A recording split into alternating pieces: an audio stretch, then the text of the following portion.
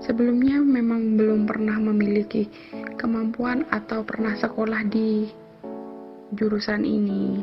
Tapi kalau keinginan sih dari dulu memang ada sebelum memiliki keluarga. Tapi keduluan memiliki keluarga, waktu sama kondisinya waktu itu belum lepas dan mungkin belum waktunya. Setelah itu ngejalani sebuah rumah tangga dan dikaruniai satu anak laki-laki. Mungkin pada saatnya juga waktu itu bukan jodohnya. Anggapannya harus dipisahkan sama mantan suami. Setelah pisah itu keinginan untuk menjahit masih belum terlintas lagi di pikiran. Masih ngejalani hari-hari seperti biasa. Seperti biasa anggapannya menjadi wanita yang biasa, ngerawat anak sewajarnya wanita ibu rumah tangga. Ibu rumah tangga dalam keseharian, dalam itu anggapannya itu nama baik sama anggapannya direndahkan orang itu kok selalu ada setiap hari. Dari ini orang, dari ini orang, ada setiap hari. Jadi terketuk itu ada terlintas lagi untuk kursus di jahit. Akhirnya sempat ngomong sama orang tua, sempat ngomong sama terutama sama mami, pastinya ngomong gimana kalau aku ngejahit, gimana kalau aku sekolah kursus gini. Ternyata pada waktu itu mami kurang mengizini karena anggapannya penjahit itu tidak akan seberapa. Waktu itu mami itu lebih mendukung ke salon. Anggapannya aku harus ada usaha salon, buka salon, dan aku itu disekolahkan di itu untuk tata rambut, untuk cara pemotongan rambut, pokoknya disekolahkan dalam itu, dalam kursus menjahit. Anggapannya mami kurang mendukung, tapi tekadku tetap di menjahit. Tekadku, keinginannya tetap ingin menjadi penjahit. Dalam waktu itu, hari itu juga bulan 12 Desember 2021, kayaknya tanggal 27 itu terpaksa aku sekolah. Aku ambil keputusan aku sekolah di kursus penjahit. Setelah itu namanya juga mau kursus itu harus ada uang bayar, anggapannya uang sekolah. Keluarga kurang mendukung, mami juga kurang merestui waktu itu. Jadinya anggapannya waktu itu modal itu anggapannya usaha sendiri, dan aku keyakinanku itu aku harus bisa, tekadku harus bisa. Aku tunjukkan kalau aku bisa di ini, aku bisa mengeluarkan kemampuanku sama yang aku inginkan itu, aku bisanya di sini. Anggapannya sudah ngomong gitu. Terus tak tekuni selama berapa hari, tak tekuni. Dari aku belajar cara menjahit, nyoba di ini, cara pengukuran, cara polanya gimana, cara ngukur badannya gimana. Pokoknya dalam 1 minggu itu aku belajar dalam hal itu. Setelah 1 minggu aku di kursus itu,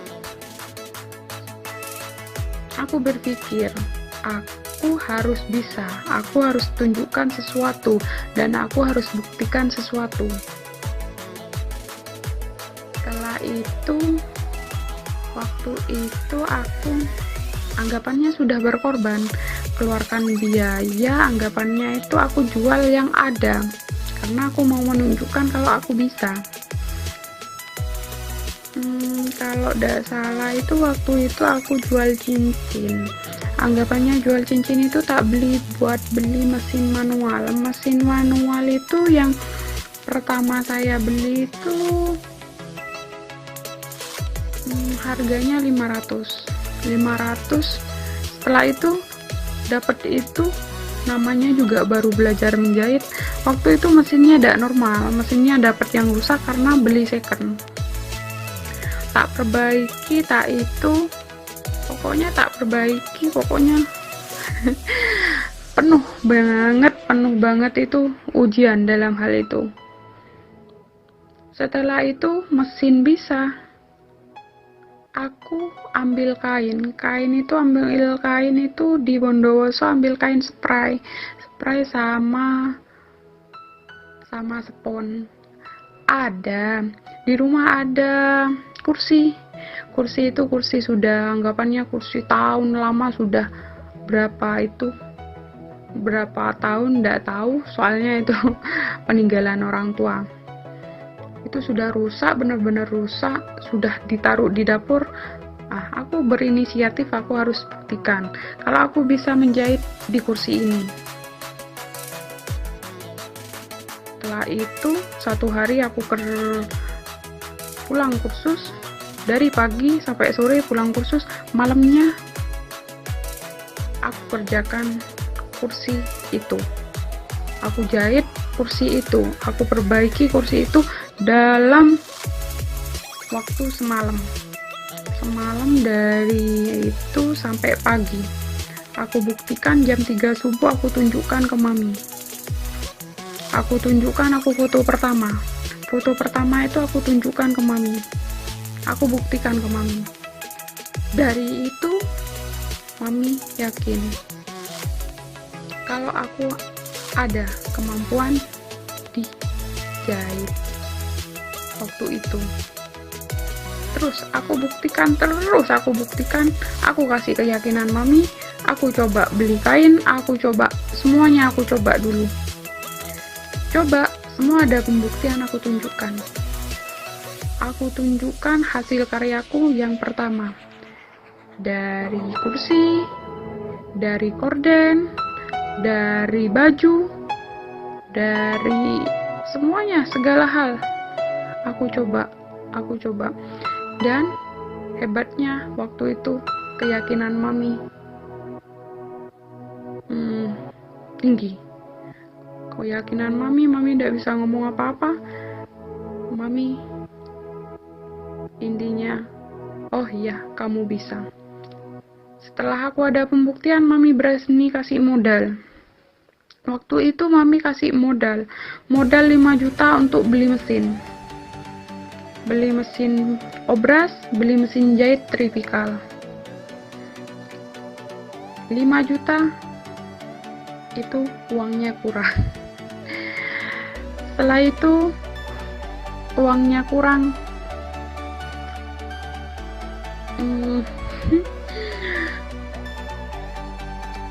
saya keluarkan barang,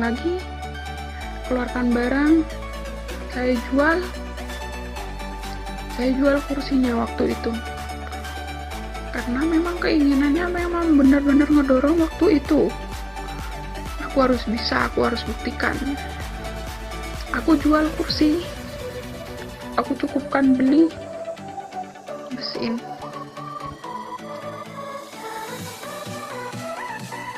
Cukup untuk beli mesin, uangnya cukup beli mesin itu datang, dianterin sama orang dari Jember.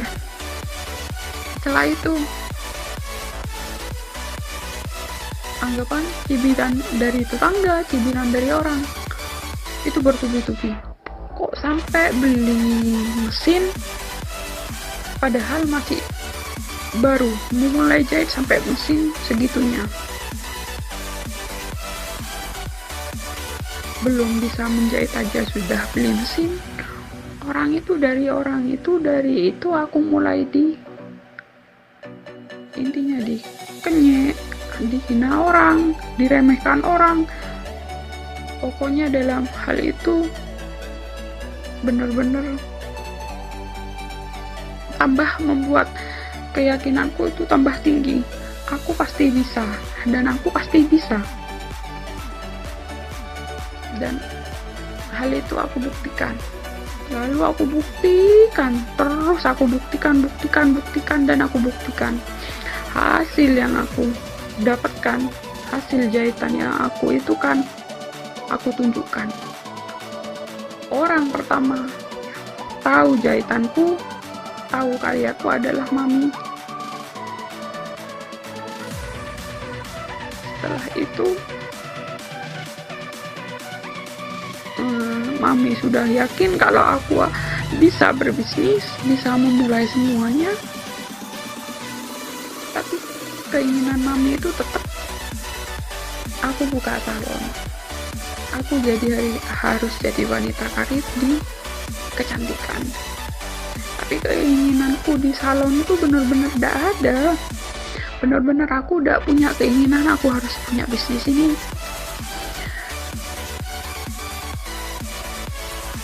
Tekadku tetap dijahit. Anggapannya aku harus bisa dijahit. Harus bisa dijahit. Keyakinanku itu. Semangatku itu dari hinaan orang, dari remehan orang, dari kenyaan orang. Itu tak jadi pegangan. Karena aku tidak bisa ngomong apa-apa tanpa ada bukti. Tak jadikan semangat, tak jadikan pegangan. Semuanya saya pegang. Saya pegang, saya tunjukkan. Semuanya saya tunjukkan. Setelah itu saya pembuktian, terus pembuktian. Mami tambah membesarkan usahaku. Mami tambah kasih modal. Karena keyakinan Mami sudah ada kalau aku bisa. Aku ada karya. Mami memang membesarkan salon. Tapi keyakinanku tetap dijahit. Anggapannya itu kita selisih paham dalam hal itu. Tapi Mami sama-sama mendukung. Anggapannya mendukungnya itu, oh ya sudah, tapi kamu harus pegang dua-duanya. Aku berpikir aku harus bisa ngehandle dua-duanya, dan aku tidak mau mengecewakan Mami, karena Mami yang sudah kasih modal, dan Mami juga yang anggapannya berusaha membangunkan kematian karirku biar aku jadi orang sukses. Setelah itu aku pegang dua-duanya. Berinisiatif. Setelah itu Mami kasih tantangan. Tantangan itu aku harus kembalikan modal yang Mami keluarkan itu sekitar 36 juta. Mami kasih tantangan, kamu selama 6 bulan kamu harus kembalikan uang 36 juta. Aku tidak berani jawab. Tapi aku berpikir, gimana aku harus mengumpulkan uang itu? Dan aku berpikir, gimana caranya aku ngeyakinin Mami kalau aku bisa? Setelah itu, aku ngadakan promo untuk smoothing rambut sama promokan opennya salon kemarin. Aku promokan itu selama 3 hari. Selama 3 hari aku dapat uang itu bersihnya sekitar 6 juta. 6 juta. Terus kemalamannya aku ngambil handelan gorden punya orang. Pokoknya aku siang malam selama berapa hari aku lembur. Aku tunjukkan kalau aku bisa. Kata-katanya Mami, semangatnya Mami, aku pegang. Setelah itu 1 minggu aku bisa mengumpulkan uang 10 juta. Aku telepon Mami, aku tidak perlu waktu 6 bulan, aku perlu waktu 2 bulan untuk membalikan uangnya Mami. Setelah itu aku ada omongan gitu, ada pembuktian, ada tabungan. Mami tambah percaya dan Mami tambah mengembangkan modal itu.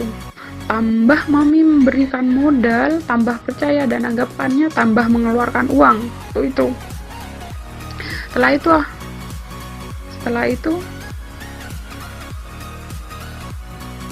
aku berpikir, gimana aku harus punya bisnis ini, gimana caranya aku punya ini, punya itu. Lah, waktu itu boomingnya baju thrift. Itu aku modal 4 juta atau 5 juta, kurang paham. Pokoknya itu kan ke baju thrift. Satu pun orang tidak ada yang beli. Waktu itu tidak ada yang pegang, tidak ada yang beli, dan tidak ada yang lihat. Kerugiannya sudah mulai di itu. Kerugiannya anjlok lagi, mami down. Kepercayaannya kurang ke aku. Pokoknya aku bangkitkan lagi kalau aku bisa. Aku omongkan lagi, aku bisa, Mi, aku bisa. Pokoknya aku bisa. Setelah itu dimodalkan lagi, aku usaha lagi. Gimana caranya aku berkembang di ini? Dijahit, karena intinya jahitan itu benar-benar keinginan saya, kemauan saya, dan itu cita-cita saya. Setelah itu mami kasih modal lagi 5 juta. 5 juta untuk pembuatan bantal. Karena kemarin sudah ada kendala-kendala gini, aku buat bantal. Kenapa bantal ini tidak aku pasarkan? Kenapa aku tidak gini? Pokoknya berpikir itu, oh ya bisa. Tuh. Dan hari itu juga aku pertama pasang karyawanku Heril. Pertama kali dia kerja di aku, dan pertama kali dia yang buat bantal itu. Setelah itu dia berdua jahit. Aku ngomong ke dia, Kak, kamu mau kerja sama aku? Dia nyanggupi, dia mau. Setelah itu dia berpikir, mungkin adaptasinya masih kurang paham sama aku, dan kemauanku mungkin dia kurang mengerti. Karena waktu itu dia masih memahami hanya masalah mesin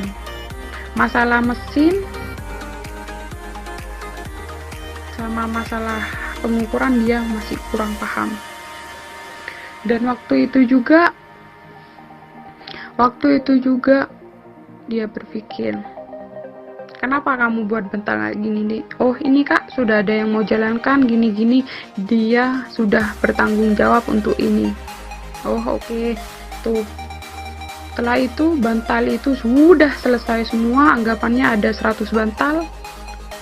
Terus waktu itu orang yang mau menjalankan bantal itu tidak bertanggung jawab, anggapannya sudah bohong. Tambah didongkan lagi saya, ditambah kerugian.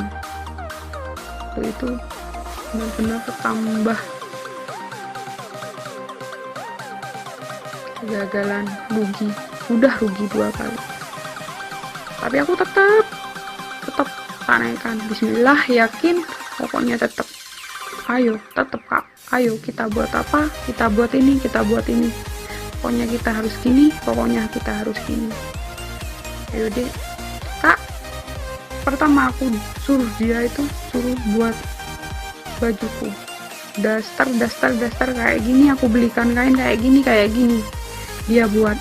Ini gimana deh caranya, karena dia belum mengerti pola, belum mengerti model-modelnya cewek itu gimana. Aku keluarkan bajuku semua, aku keluarkan model-model bajuku, dia suruh ngikutin semua model itu. Setelah itu aku tambah berpikir, gimana bisa berkembang, gimana ini bisa gini, gimana bisa narik orang itu, gimana. Akhirnya sudah di ruang tamu itu kemarin kekurangan tempat, jadi pindah di garasi itu saya tutup, saya perbaiki lagi. Setelah itu aku pindah tempat di sana, dan aku memulai Kak, ini harus dikembangkan, ini harus begini, dan ini harus begini.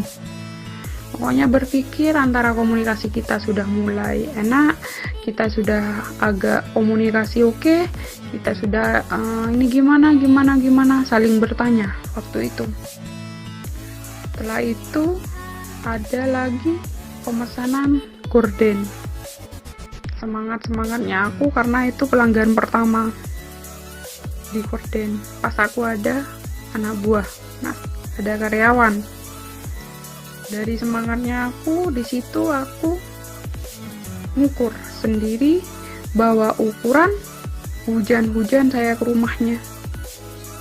Dan waktu itu juga dia meyakinkan aku kalau dia mau gini-gini. Setelah itu aku ambilkan kain langsung ke Jember.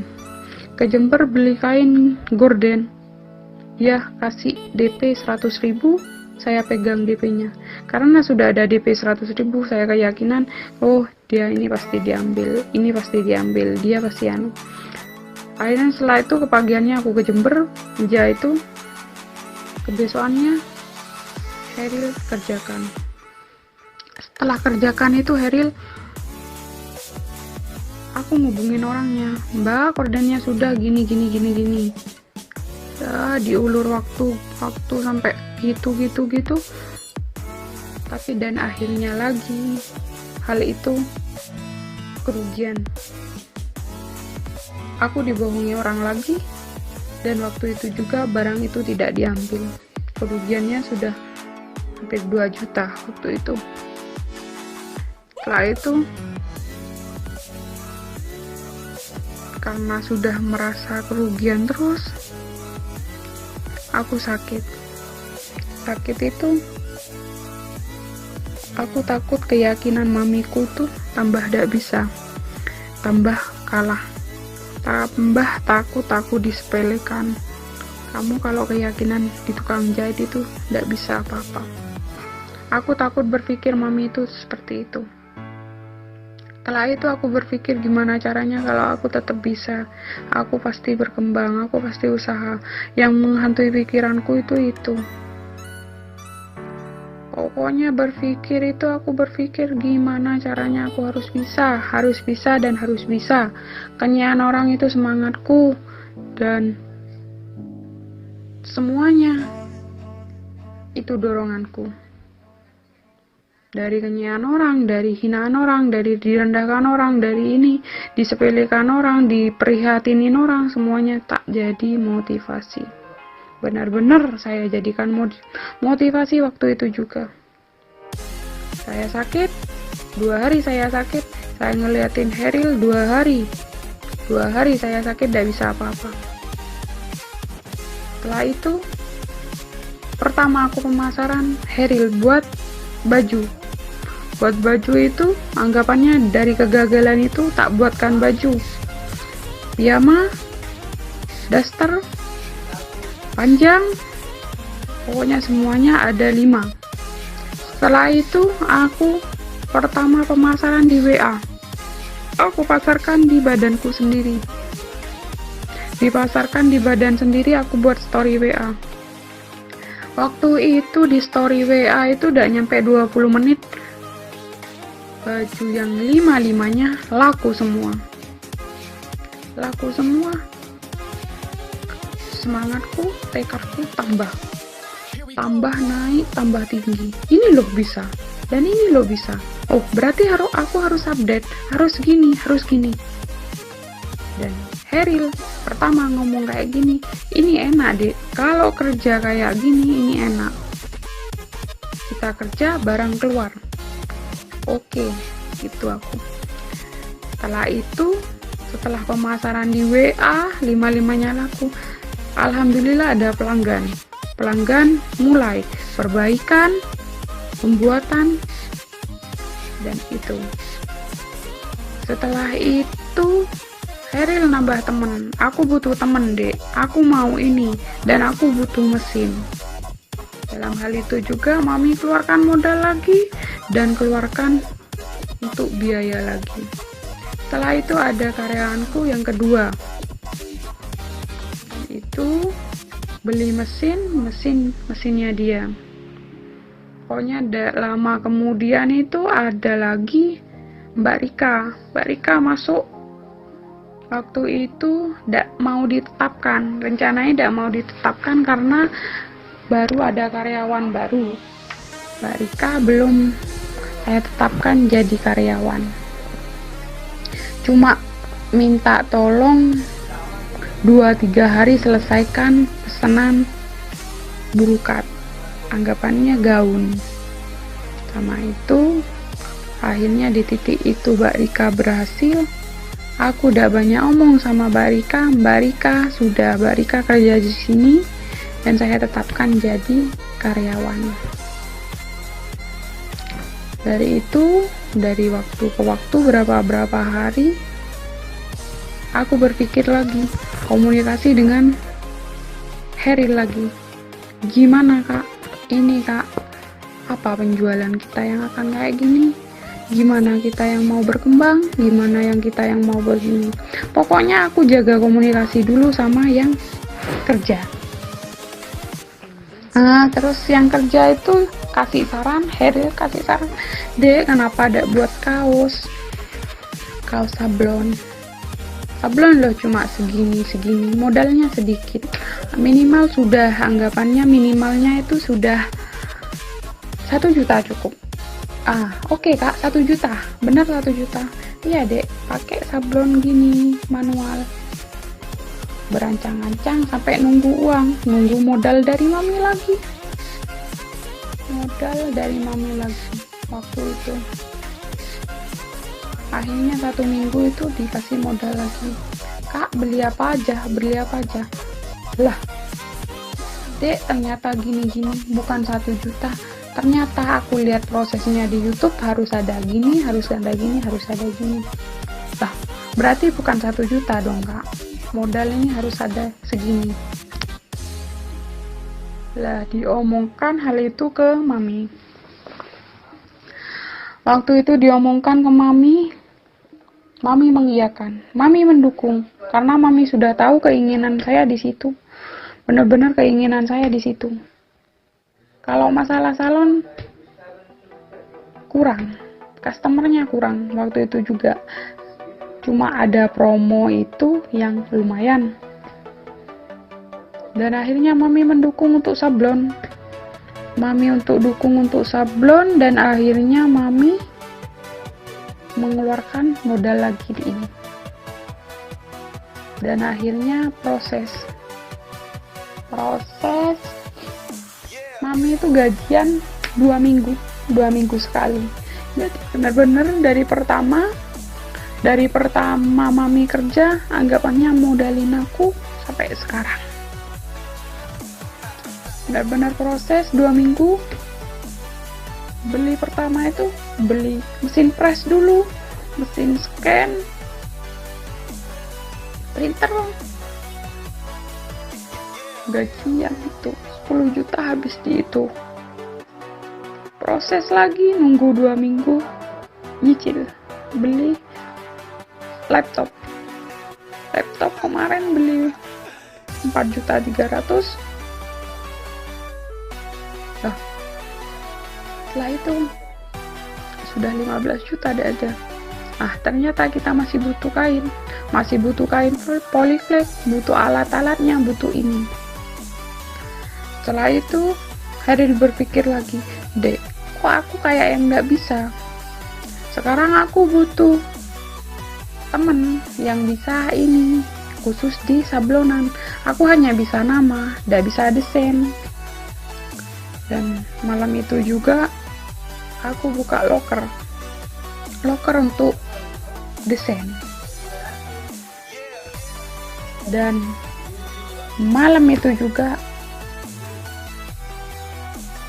ada nomor, dia langsung telepon, Mbak, aku mau kerja di Mbak.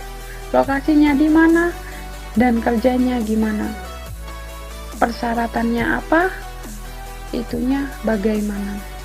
Aku jelaskan, aku detailkan, gajinya masih segini dek, ada uang bensin, ada uang makan, gajinya aku kasih setengah bulan setiap hari, setengah bulan sekali. Dan itu orang itu Alek.